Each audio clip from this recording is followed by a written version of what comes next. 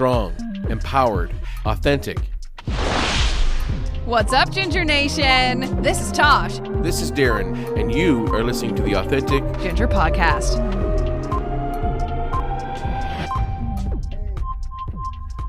Welcome, Ginger Nation, to our first episode of 2022. We have finally made it through 2021, Tosh. Everybody's like, what's your New Year's resolution? And I was like, first off, nothing. Yeah. Because I'm not going to get let down again. Do you believe in resolutions? I mean, there's people that really don't believe in that shit. Like, I know I have never, ever in my life been a New Year's resolution kind of person. It's not my jam. Of course, we know what the favorite one is. And I'm going to exercise and I'm going to drop 60 pounds by the time. It's a hefty goal, but yeah. Yeah, a hefty goal or 10 pounds or whatever it is. But guess what happens? I think it's day 12 of your resolution, or day 9 or day 12. I can't remember, where it just goes fucking crazy and you're done. There's that meme that I love, and it's like, I'm going to open a gym and call it resolutions. And then when it dies off in 2 weeks, it's going to be a wine bar. And I was like, yes. Yeah, that's amazing. Hey, listen, speaking of food, what did you guys have for New Year's Eve? Just chips. We're a big chip family. I'm the same. What is your favorite bag of chips? Salt and vinegar, Miss Vicky's, without a question. God.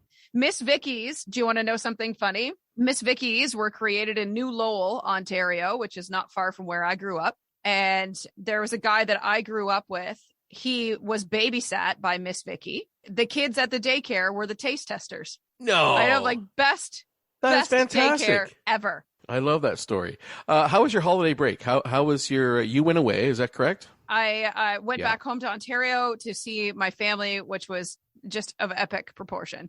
It was so Amazing. Cool. My mom got me Erin's book, Erin LaRosa. If you haven't listened to her episode, I'm going to highly suggest you go back and listen to it. Erin wrote this book, Inside the Secret Society of Red Hair. It's the big redhead book, and it is jammed with information. I actually am going to reference it a little bit in the show today because my mom and I were then, of course, talking about the book and then talking about the podcast subsequently. My mom is not a ginger, but because she had 2 redhead children, she, by osmosis, is a redhead, right? So that's right. Exactly. She's authentic.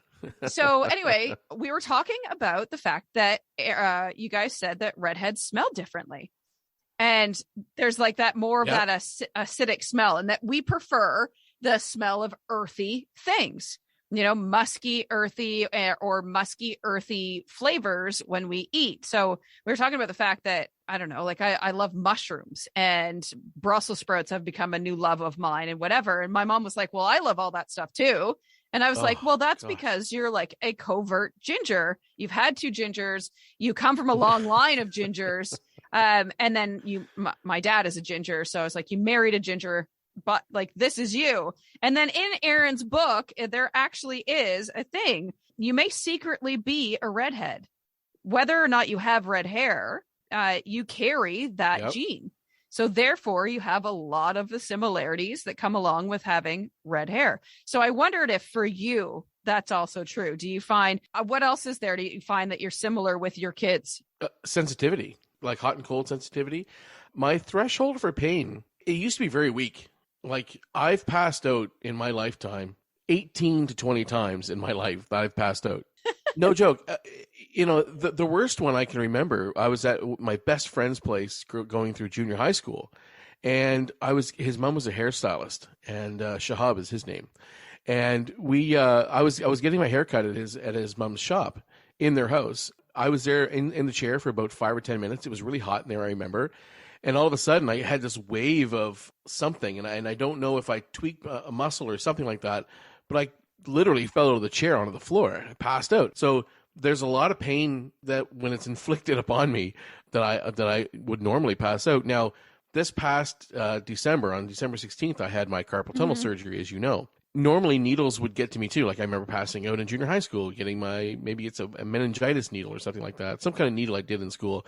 But I feel like my sensitivity to pain my threshold is getting better, because these 2 massive, gigantuous needles that were put into my wrist for this surgery, it just didn't faze me. Now, I might have have something to do with the Ativan that I took ahead of time, but I'm not sure because I didn't really feel like that did anything, but who knows. But so those are just a couple of things that I noticed myself. And there's a fact that we're going to talk about a little later in the show that might actually make this actually a real thing. That's something I'd like to debunk. I'd love to do a poll one day because what you're talking about and what I've read many times is that redheads have a lower pain tolerance. And I have an extremely high pain tolerance. So I'm quite the opposite. So I wonder if we sit on two different spectrums and there's no in between. Most women have a very high pain tolerance. Think of what you do. It's true. Who you are. Yeah, you are a mother. Yeah, I am. And that's another thing. If we talk about the fact that we need more anesthetics to like when we're giving birth, for example, neither one of my epidurals worked because I'm a redhead and I had giant babies. Right. Anyway, that's a story for another day. But it's funny that you talk about the hairdresser thing because that got me thinking. When I was a kid, every time my mom would try to blow dry my hair, I'd throw up. Come on. Yeah. So I wonder if it was like the heat sensitivity and I didn't realize it. So I asked my kids this morning, I asked two of them, Ray and Mila, and I said, girls, give me a couple redhead facts that I can use in the podcast today. And they started throwing out, oh, did you know that there's pain sensitivity? Did you know? And I actually was quite surprised with what they came out with. Rhea, my eldest, said, hey, Dad, what about that one you told us? Every redhead has the same freckle in exactly the same spot on their right arm, just below the crease of your elbow. Sweater's coming off. I know you're going to say there's 1,000 freckles, but there's one. Yeah. There's usually one that's a little bit brighter or darker than the rest that lands just around that spot on your arm. So every redhead is supposed to have that same freckle. Now, you say to me earlier in the show, you're not a redhead, but are you really a redhead? Right, with the gene and everything else. Now, when I look at my arm, but I have one right there as well. That's more prominent than other freckles that are on my body because I do have freckles. I used to get freckles as a kid. What do you think of this? I'm gonna need to check my girls because I would like to see. They both have my skin. Like they're both very fair. So I'm gonna see what they've got for freckles so far, and then I'm gonna text my brother and my dad. You and all the other listeners that are listening to this podcast are going to go, holy shit, do I have that freckle? And it's really quite something. She had reminded me about that fact. And I thought, you know what, I'm going to use that. That's the only one I'm going to use today. I'm going to give her some spotlight. She was going to come on and give the fact on live here, but she chickened out. So, so that's my redhead fact. The biggest stories of 2021. I have a few. I don't know if you have some, but I'm going to throw a few out. So 2021, Joe Biden becomes the 46th president.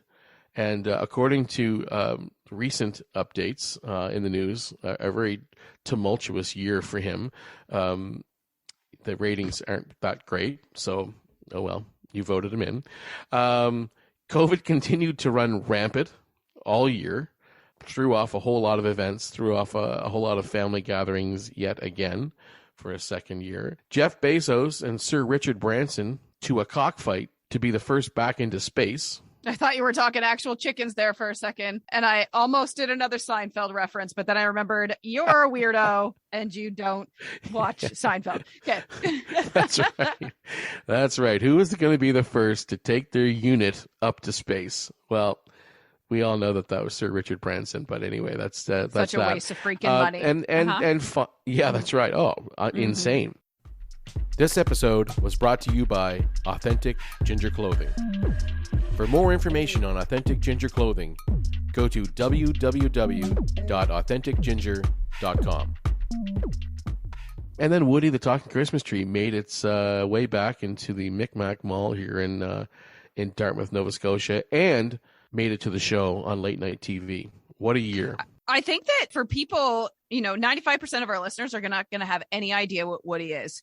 So can we please talk about that for a second? Because I've been a Maritimer for almost 20 years and I had never heard of Woody before. So I lived maybe 8 minutes from Micmac Mall when I was a kid in the mid 80s. Erected this massive tree in the mall, in the center court. And the tree was, I don't know, it was just decorated up and it had a face on it. And the face was this creepy looking guy. It almost looks like Thomas, the tank engine kind of face. That's what exactly.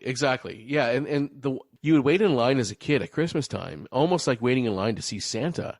and this tree talks to you, right? Like, how are you doing today? However it talks. I don't know what that accent Gross. that was. What ended up happening is that the tree knew exactly what you wanted for Christmas. And it was this magical thing. Like, what the fuck? How do you know that? It was around for, I would say, a good 20 years, maybe 15 years. And then they took it away. And its rebirth was this year. To us as a kid, it was like this magical thing. So when they brought Woody back this year, I was on Instagram Live, and I was waiting for it to open its eyes, and it kind of brought back it was nostalgic. Like, as a kid, you remember it, and then as an adult, with kids, you're like, wow, like, you guys are going to love this. This is going to be so cool. Of course, we get to the mall, and the kids are like, oh. Yeah. Do you have anything like that in Ontario growing up, like a talking beaver or anything like that? No. Not that I remember. Not that I remember. Okay. I actually wanted to talk about the year of the ginger male. You, awesome. For a very long time, since we started the show, almost, I think, every episode bring up the Ed Sheeran effect. I thought to myself, I kind of always think it's funny. I don't think you're wrong, but I think it's funny. Mm-hmm. And it's a thing. It is like legit. There have been articles written about this. Science has proven that Ed Sheeran is helping red-haired men have more sex. 100%. So they had done a survey, onepoll.com had done a survey prior to Ed Sheeran years, and they asked women what color hair they were more attracted to, if you will. So whatever the answers were back then, it does not even remotely relate to what they are answering now, with more than a third of women opting for a redheaded man now as opposed to before. A third of women, which is unbelievable. So is that the Ed Sheeran effect? Yeah, probably so. Ed Sheeran himself said that his hair color has actually increased his popularity because it's easier to find the only redhead musician on YouTube. When he first started out, you could punch in red-haired musician and you'd find him. Yep. That helped him immensely. And then he says, of course, it has helped with his sex life. He says he has absolutely no problem with other men using him as escape to get more women too, which I think is kind of cool. And there's nothing wrong with that. And then before we go, because I was like, okay, well, it can't just be Ed, right? It's not just Ed. Nope. What about Jamie from Outlander? So Outlander back in 2014, which is roughly Ed Sheeran-ish beginnings as well. Outlander started being put on TV. The book came out way back in 1991, but then you put a face to Jamie. Right. And that face is the face of Sam Heughan. Right. Who is naturally a brunette, but looks like remarkably like a ginger. If you didn't know he's a brunette, I don't think you would know. I've never laid eyes on him. You should. Anyway. All right. So the books first came out in 91, but then they didn't get popular until the TV show came out in 2014.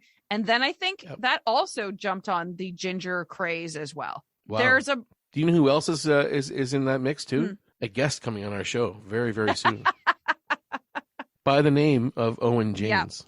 Yeah. We'll find out a lot about him and his, I guess, path to where he's at now on a social platform, which has been unbelievable, an unbelievable climb, with probably the longest red hair mane that I've ever seen.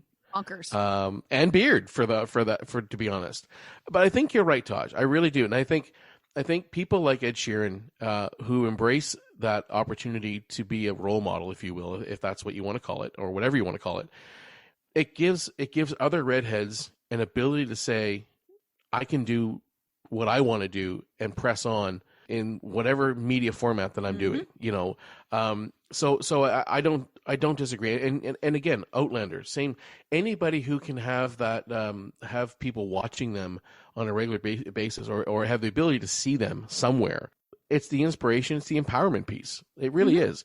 And I can't imagine some of the young kids growing up now with red hair going, "Hey, I want to be just like Ed," and why wouldn't you? Yeah. Or I want to be.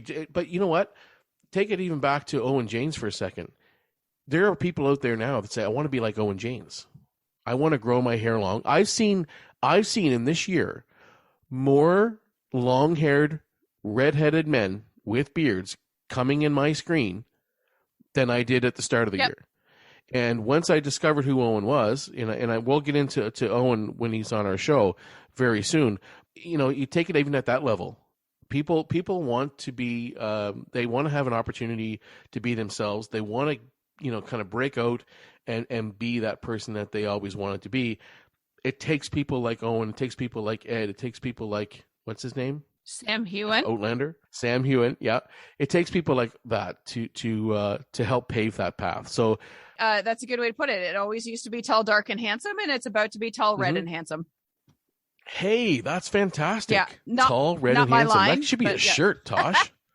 Get on it. Tall, red, and handsome. Speaking of shirts, before we sign off for this first episode of 2022, I want to let everyone know who's listening that if you are interested in hopping on to authenticgingerclothing.com, you will have access to a 20% discount by typing in the code AG Podcast 20.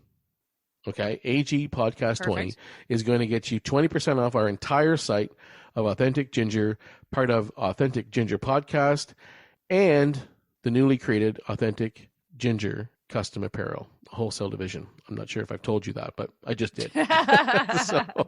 So by all means, leave us a review on the podcast. Yes, we'd love to hear reviews. It's important for us. It's important for you. We want to see what you're thinking and how you're liking the show. And also go online, authenticgingerclothing.com. And if you happen to know a ginger that's out there doing amazing things, we want to talk to them. All right. Till next time, Tosh. Thanks so much. Bye. You've been listening to the Authentic Ginger Podcast.